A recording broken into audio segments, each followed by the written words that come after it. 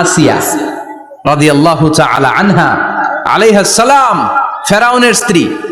এই মহিলা অনেক দামি মহিলা, মুসা আলাইহিস সালামের পালক মা। সুবহানাল্লাহ পড়েন।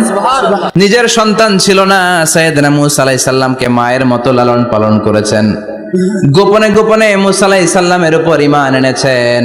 গোপনে গোপনে রাত্রিবেলা তাহাজ্জুদ পড়ে চোখের পানি ছেড়ে চাইতেন কার কাছে। ঘটনা পৌঁছে গেল, খবর পৌঁছে গেল, ফেরাউন ডেকে পাঠালো। আসিয়ার এক কথা, জীবন যাবে কিন্তু ঈমান যাবে না।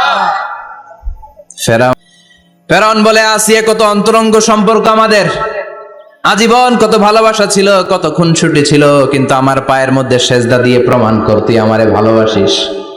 আসিয়ারও একই কথা, জীবন দিব কিন্তু ঈমান দিব না। ফেরাউন বলল, তোকেও আমি ছাড়বো না, তোকে আমি উলঙ্গ করব।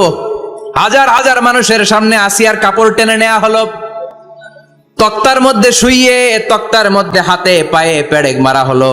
হাতের এই পাশ দিয়ে পেরেক ঢুকে ওই পাশ দিয়ে বেরোয়, তক্তার এ পাশ দিয়ে ঢুকে ও পাশ দিয়ে বেরোয়, ফিনকি দিয়ে রক্ত বের করে। আসিয়া সহ্য করতে না পেরে ডেকে বলে, আল্লাহ, ফেরাউন থেকে তুমি আমারে বাঁচাও। এই দোয়াটা সূরাতুত তাহরিমে আল্লাহ সরাসরি কোট করেছেন, রব্বিবনিলি ইনদাকা বাইতান ফিল জান্নাহ। ও আল্লাহ মালিক, তোমার পাশে জান্নাতে একটা ঘর বানায়া দিও। এরকম একটা সঙ্গীত আছে না নাই?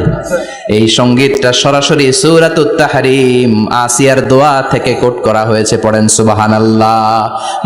সেই 5000 বছর আগের দোয়া আজও আমরা তাফসীর মাহফিলে গান বানিয়ে বলি। 5000 বছর আগের কথা আজও আমরা কোরআনের আয়াত হিসেবে পড়ি। আল্লাহু আকবার। কি মাকবুল হয়েছেন মহিলাটা আল্লাহর দরবারে।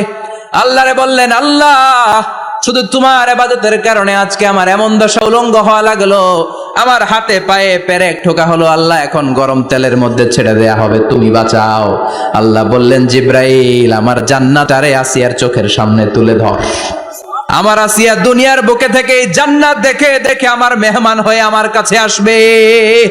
আসিয়াকেও গরম তেলের মধ্যে ফেলে দেয়া হলো। দুনিয়ার বুকে থেকে জান্নাতের নমুনাটা দেখতে দেখতে সাইয়েদাতুনা আসিয়া আল্লাহর কাছে চলে গেলেন। পড়েন আল্লাহু আকবার।